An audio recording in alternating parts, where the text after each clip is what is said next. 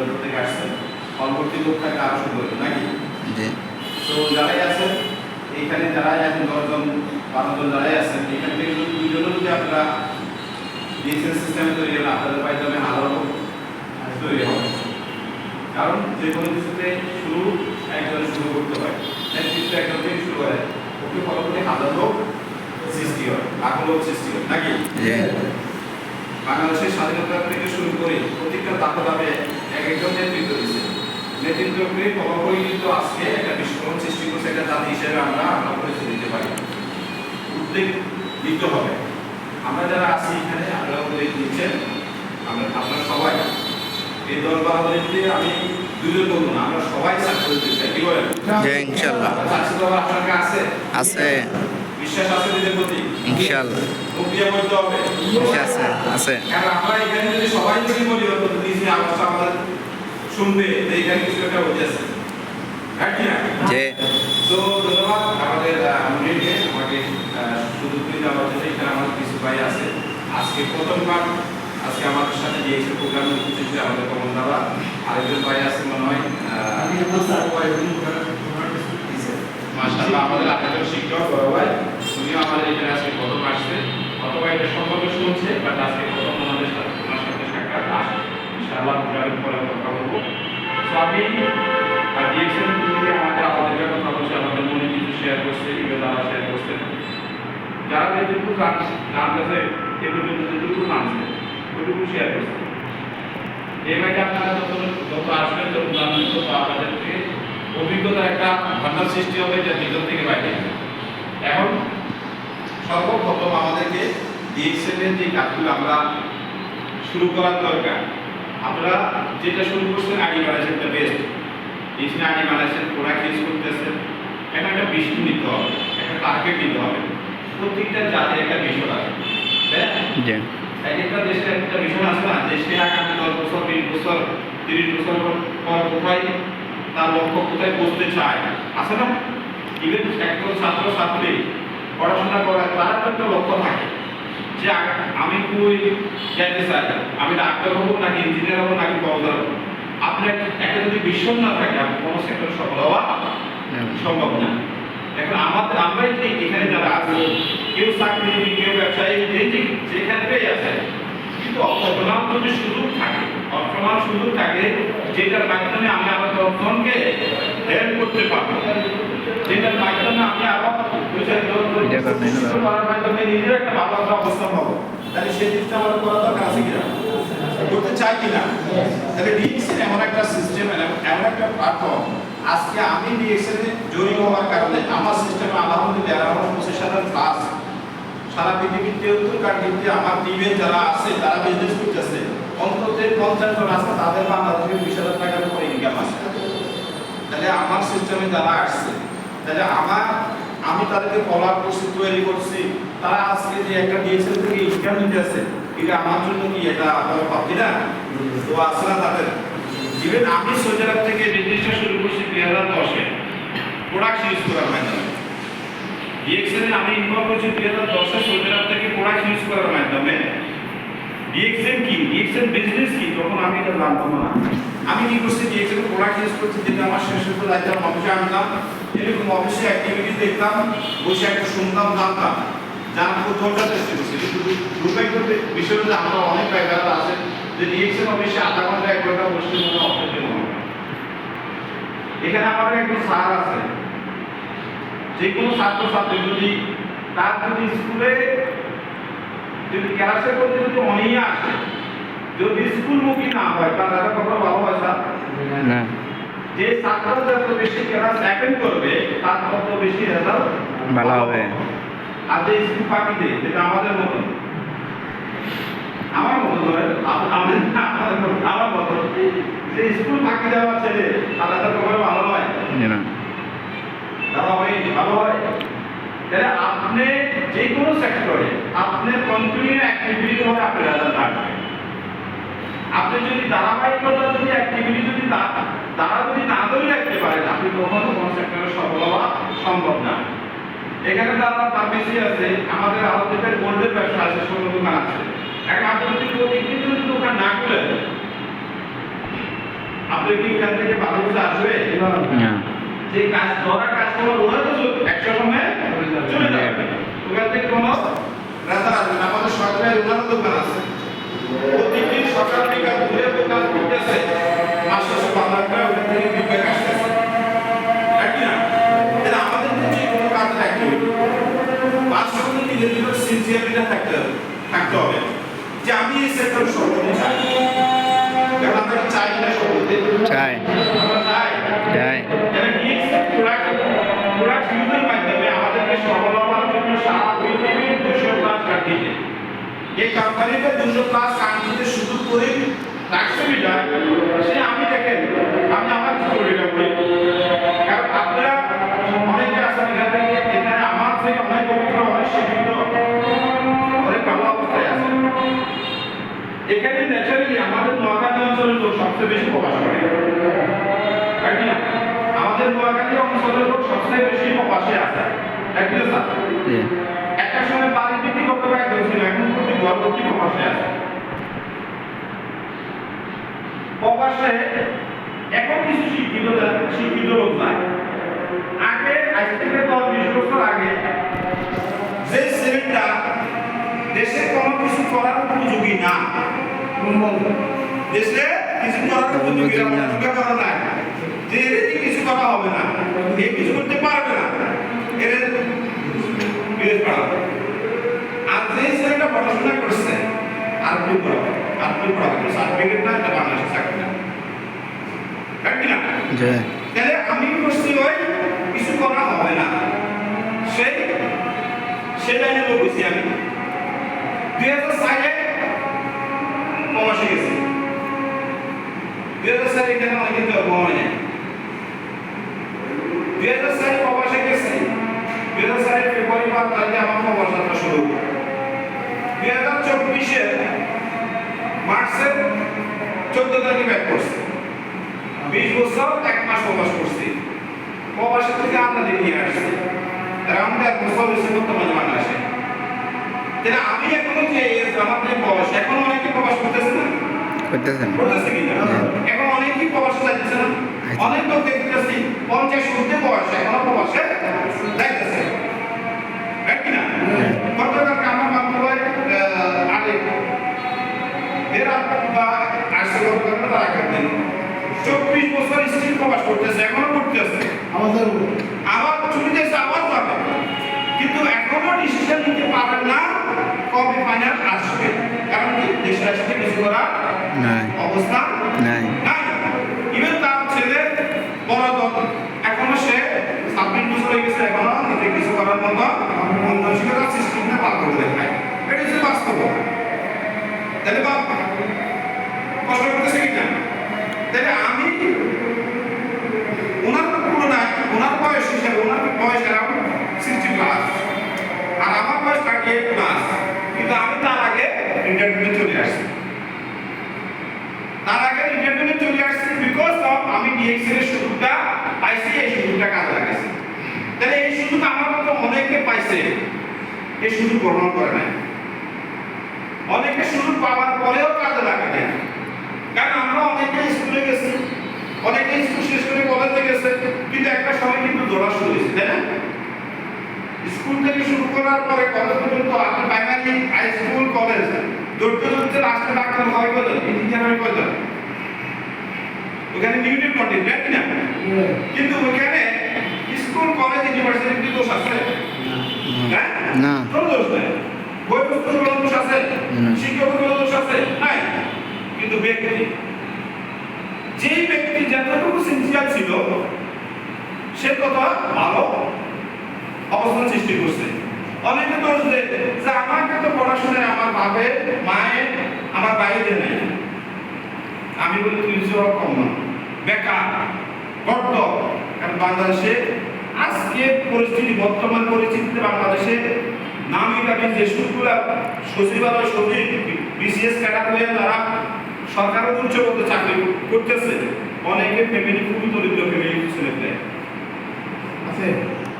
অনেক ফ্যামিলির ছেলে পেলে মা বাবা পড়াশোনা করার সামর্থ্য ছিল না, তারা ঢাকাতে পড়াশোনা করছে, ওই ফুটপাতে কাপড় চোপড় বিক্রি করি, ফল বিক্রি করি, রিক্সা চালায়। আমরা নিউজে দেখি না, কিছু কিছু দেখায় না, নিউজে কয়টা দেখা, হাজারে একটা, একটা দাদা হাজারে একটা বা হাজারে তার চেয়ে বেশি সবটা আসে না। অনেক ছেলেগুলো সেই ইউনিভার্সিটিতে পড়ে কষ্ট করে, সেটা তো সারা তার পাশে মিনিটে সে রিক্সা চালায় বা ফুটপাতে কিছু বিক্রি করে, এটা তো মিডিয়ার সামনে আসতে চায় না। অনেক কিছু কিছু কোনো না কোনো ওয়াইতে মিডিয়ার সামনে আসে না, কিন্তু সবাই চায় না তার সব কিছু আসে। তাহলে এবার অনেক কষ্ট করে যারা করছে তাদের একটা অবস্থান সৃষ্টি হয়েছে। আর যার বা বিদেশ বাইক বিদেশ টাকা দিছে বন্ধ করে আপনার মোটরসাইকেলে বসে একদম অ্যাক্সিডেন্ট আমাদের কাছে ছেলেগুলো কি বলে করে না, করে না।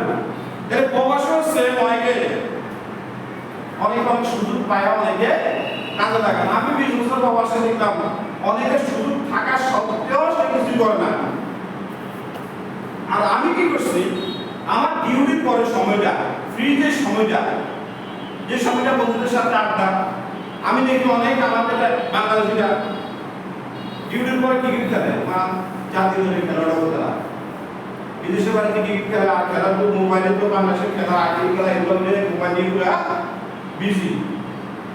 এভাবে করতে করতে অনেকে 20 বছর 25 বছর 30 বছর একটা সময় কিন্তু অনেক বাসা থেকে আমি তখন শুরুতে গেছি সোজা যখন প্রথম গেছি, ওই সময়গুলো তো মোবাইল ছিল না, ওই সময়গুলো মানুষ ডিউটির পরে কি করতে তাস খেলতো। আমাদের বের হয়েছে না ছুটির দিনগুলো বা ডিউটির পরে যে কোনো সময় নষ্ট করতে তাস খেলা। এখন ওইটা যখন অ্যানালগ যুগ বাদ দিয়ে যখন স্মার্ট ফোন যখন এসে গেছে, এখানে আমাদের আরেক ভাই সেও দুবাই ছিল, এখন স্মার্ট, এখন সবাই একটা মোবাইল, এখন কিন্তু তাস খেলে না, এখন খেলেও মোবাইলে খেলে, মোবাইলে খেলে বিশ্রান্তি শুয়ে শুয়ে এখন স্মার্ট হয়ে গেছে। এইভাবে সময়গুলা নষ্ট করে অনেকে, কিন্তু আমি ওই সময়গুলাকে কি করছি, আমি ডিএক্সএল পারপাস বন্ধুদের সাথে গল্প ডিএক্সএল, আড্ডায় ডিএক্সএল, গাড়িতে চলতেছে ডিএক্সএল, হোটেলে নাস্তা করতাম কিছু ডিএক্সএল। এই ডিএক্সএল নিয়ে গল্প করতে করতে অনেক বন্ধু বান্ধব আমাকে শত্রুই ভাবছেন, বাস্তব, নানান দিকে করতো, বাস্তব নানান মন্তব্য করতো। ডিএক্সএল আছে তো অনেকে ডিএক্সএল ঠিক মতো করতে পারে না, কেউ বলতে ডাকছেন, কেউ বলতে ডেস্টারি, মানে এক একটা ভাবে বলো না সমস্যা বলতে কি আমার কোনো লস আছে না, কোনো ক্ষতি হয়েছে না, কিন্তু বলার মাধ্যমে আজকে আমি যত বেশি বলছেন তত বেশি, কারণ আপনি কোনো সেক্টরে যদি আপনি গেছেন ওই সিস্টেমটা ওই সেক্টরটা যদি আপনার ভালো হয়, আর ওটাকে আপনি কেউ নেগেটিভ কথা বলতেছে, আপনার ফ্যামিলির হোক, ফ্রেন্ড সার্কেল হোক, দূরে কেউ হোক, ওটাকে আপনি যদি কাউকে যদি প্রুফ দেখাতে একমাত্র প্রুফ দেখাতে সাকসেস হয়ে যায়, আপনি সাকসেস হয়ে তাকে দেখাইতে হবে, সফলতা অর্জন করে দেখাইতে হবে। আর আজকে যখন আমি একটা অবস্থা সৃষ্টি করে দেশে চলে আসছি, আলহামদুলিল্লাহ যেটুকু অ্যাবিলিটি আছে, যেটুকু ইনকাম আসছে প্রত্যেক মাসে কোনো জায়গায় আত্মীয় স্বজন বলেন, আশেপাশে বলেন, যে কোনো সংগঠন বলেন, যে যেখানে চায় মোটামুটি দিতেছে, কোনো জায়গায় বাকি নেই, দিতেছে আলহামদুলিল্লাহ। তাহলে ডিএক্সএল একটা অবস্থা সৃষ্টি করছে। আজকে 4 বছর বাংলাদেশে চলে আসার পরেও অনেকে বলে ভাই, আজকে আমার একজনে জুমার নামাজ পড়ে যাইতে গেছে, ভাই এত বয়স ছিলেন গেলে ক্ষতি করছি, আমি এরকম দেখছি যে আসে ক্ষতি করছি, কোন আপনার তো বয়স আছে, এখন বিদেশে করতে পারেন, বিদেশ করি আমি কষ্ট করি, যেটা আমি এখানে আমার কাজটা বেশি, আমার বাংলাদেশে চলে এসেছে, আমি বিদেশে কি করবো আমার যে অবস্থানটা আমি সৃষ্টি করিতে আসছি, আমি আর পাগল না যে আমি বাংলাদেশে আসছি, কারণ বাংলাদেশের থেকে এখনো মানুষ মানে এখান থেকে যাইতেছে, আমি এখানে চলে আসার রিজনটা কি, আমার একটা অবস্থান এই ডিএক্সএল মাধ্যমে সৃষ্টি করিতে আমি আসছি। আমি ডিএক্সএল এর অবস্থা সৃষ্টি করছি কিসের মাধ্যমে, ডিএক্সএল টুথপেস্টের মাধ্যমে, ডিএক্সএল সাবান ইউজের মাধ্যমে, ডিএক্সএল কফি পান করার মাধ্যমে, ডিএক্সএল এর মাশরুম আদিতে খাওয়ার মাধ্যমে। তাহলে এই প্রোডাক্টের মাধ্যমে যদি আমি অবস্থা সৃষ্টি করতে পারি, আপনারা এখানে আসেন, আপনারা পারবেন না? ইনশাআল্লাহ পারবো। আমার কি হাত চারটা? না। আমার কি পা চারটা? না। আমার কি চোখ চারটা? না। তাহলে আপনারা যারা এখানে আছেন, যেটুকু আছেন, একজন সবাই কিন্তু আমার মতো, অথবা বলার তরিকা আমার একটা হতে পারে, আপনাদের হতে পারে, রাইট? তাহলে আমি এটা সিনসিয়ারলি করার মাধ্যমে একটা অবস্থার সৃষ্টি হয়েছে, বাংলাদেশে আসছি। আমার যে ইনকামটা আমি যতদিন দুনিয়াতে থাকবো আমি ভোগ করবো, আমার পরে আমার সন্তান, সন্তানের সন্তান। আর আমার ডে বাই ডে ইনকাম বাড়তেছে। আমি এখানে বসে অফিসটা দিচ্ছি, এই অফিসটা নেওয়ার পর আমাদের আলাদা এখানে আমার সিস্টেমে বিজনেস করতেছে, আমাদের দাদা এখানে বিজনেস করতেছে, তাহলে প্রতিনিয়ত বিজনেস বাড়তেছে কিনা? বেড়তেছে। তাহলে আমি এখন দেখেন এখানে আমার এখানে তার বিজনেস পার্টনার আছে, অন্য কিছু তো বাদে দিলাম। আলাদা যদি আমি যদি বলি আলাদা ডিএক্সেল প্রোডাক্ট ইউজ করেন না, আপনি ডিএক্সেল প্রোডাক্ট দেখতে ইউজ করেন না, আমি আপনাকে শুনবে না। দাদা যদি বলেন দাদা আপনি ডিএক্সেল প্রোডাক্ট নিয়েন না, ডিএক্সেল আসেন না, উনি আমার কথা শুনবে? কারণ উনি ডিএক্সেল এর মজা পাইতেছেন, উনি মজা পাওয়া মানে আমার ইনকাম অটোমেটিক, এটা অটোমেটিক বেশি সৃষ্টি হয়েছে। কথা বলছেন কেমন দাদা? কারণ যেই প্রোডাক্টের বেনিফিটটা পাইছে, যে সিস্টেমের বেনিফিট পাইছে, তাকে একটু দাম নাও বলি, কারণ আমি তো ওনাকে বেতন দিই না, ওনাকে তো বেতন দিই না, কিন্তু ওনাকে না করার পর উনি এখন আমার কথা শুনবে না। যে আপনি কাজ থেকে নিয়েছেন আসে না, নিয়েছেন প্রোডাক্ট ইউজ করেন না, তার উনি করবে, আর উনি করালে আমার বেনিফিট, ওনারা বেনিফিট, আমার বেনিফিট। তাহলে এরকম একটা সিস্টেম আমি যখন বাইরে থেকে শুরু করছি, ওই সময় অনেক বাধা দিয়েছে, দেশে যখন আসছে দেশে অনেকের বসে অনেক বাধা দিয়েছে। আমাদের বাংলাদেশের প্রেক্ষাপট দেখি, আপনি ডিফারেন্ট যখন কিছু করতে যাবেন, গতানুগতিক মানুষ দেখি আমাদের বাংলাদেশে এখানে সাত জানে প্রত্যেকটা ফ্যামিলির ছাত্র ছাত্রী যারাই পড়াশোনা করে, মা বাবার একটাই স্যারের কাছে, ছাত্রছাত্রীর কাছে একটাই চাওয়া, ভালো পড়াশোনা করে একটা সার্টিফিকেট না, একটা চাকরি না।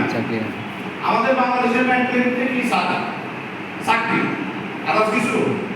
আমাদের বাংলাদেশের শিক্ষিত জেনারেশন মানে শিক্ষিত জেনারেশন মানে পড়াশোনা করা অবস্থায় সে কোনো না কোনো ব্যবসায়ী ইনকম করবে, এটা কোনো ফ্যামিলি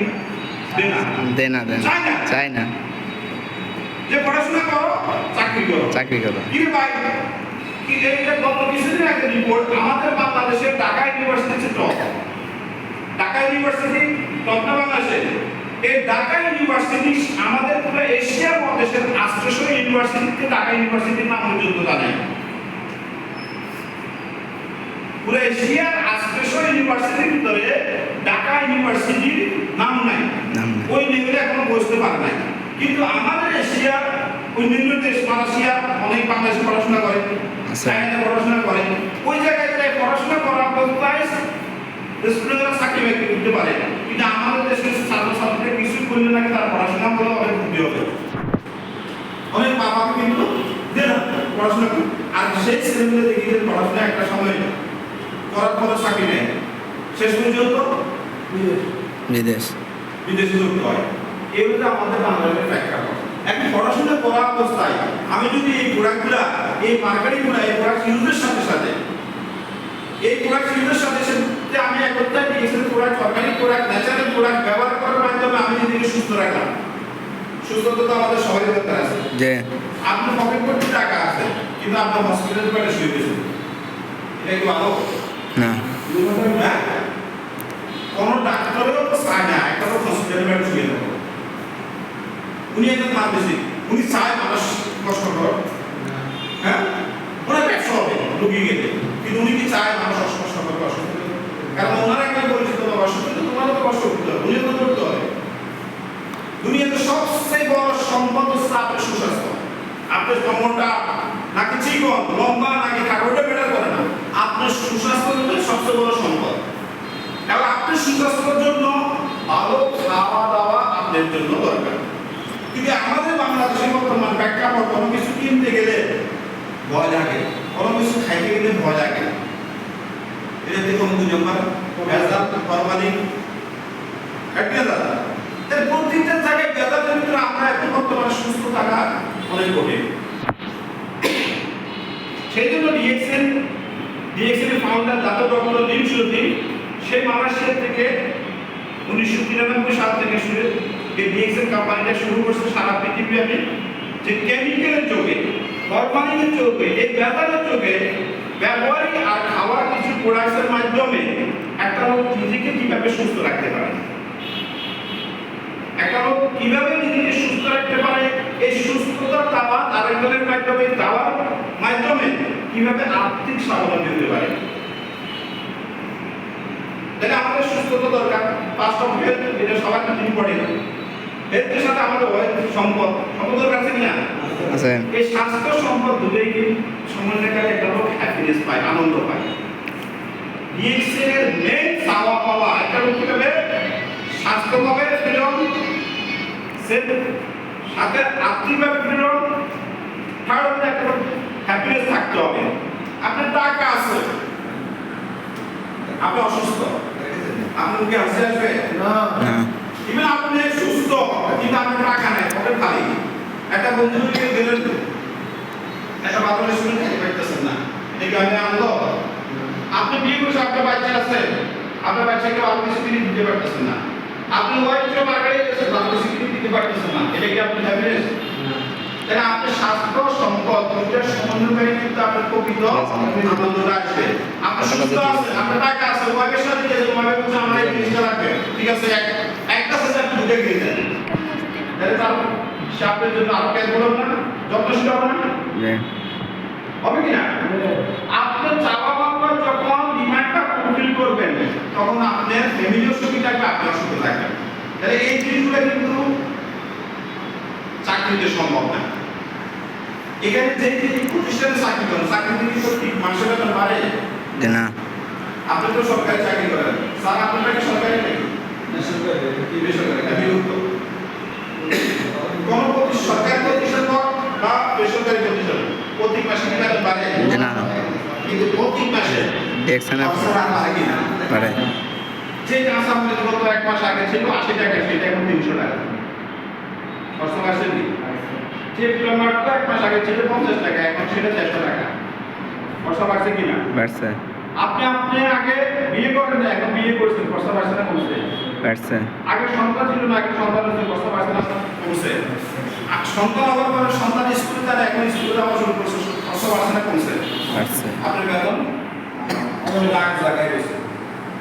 একটা সময় মুরব্বীদের টাকা ছিল আয় বুঝি ব্যয় করো, সেইটা এখন ব্যয় করো। এখন বর্তমান যুগে আপনি যদি ব্যয় বুঝি আয় বুঝি ব্যয় না করেন, ব্যয় করেন হিসাব করেন, তাহলে আপনি চলতে পারবেন না। এখন আপনাকে আয় করতে হবে। এখন হচ্ছে চাকরি, এখন প্রত্যেকটা লোক, কারণ আমাদের বর্তমানে ধারাটাকে এরকম চলে আসছে, একটা লোক পড়াশোনা করি, চাকরি চাই সরকারিটা, চাকরি চাই সরকারিটা, আর তার সন্তানকে পড়ায় প্রাইভেট প্রতিষ্ঠানে, রাইট না স্যার? প্রত্যেকটা লোক পড়াশোনা করার পরে চাকরিটা চাবে সে সরকারি, কারণ এখানে ফিউচার পেনশন পাবে।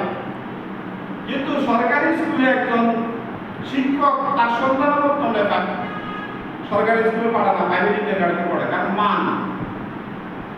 একদম ডাক্তার, সে ডাক্তারি কমপ্লিট করার পরে সর্বপ্রথম টার্গেট বিসিএস দিয়ে সে সরকারি মেডিকেলে ঢুকবে, কারণ সরকারি মেডিকেলে ঢুকার পরে কিন্তু সে প্রাইভেট একটা হসপিটালে তার ডিমান্ড বাড়বে, সে ওখানে অমুক জায়গার হসপিটালের সরকারি মেডিকেল প্রফেসর বা অমুক জায়গার ডাক্তার, তখন তার একটা ভ্যালু থাকে, তার আপনার যেটা ফিস যেটা নেই সেটাও বাড়তি হয়। এক সরকারি মেডিকেলের একটা ডাক্তার যে কোনো মেডিকেলে যখন প্রাইভেট মেডিকেলে তার কাছে রোগী যায় বেশি, আর সাধারণ একটা প্রাইভেট মেডিকেলের রোগী যতক্ষণ পর্যন্ত সে বিসিএস না হয়েছে ততক্ষণ পর্যন্ত তার একটা সুযোগ পেলেও থাকে না।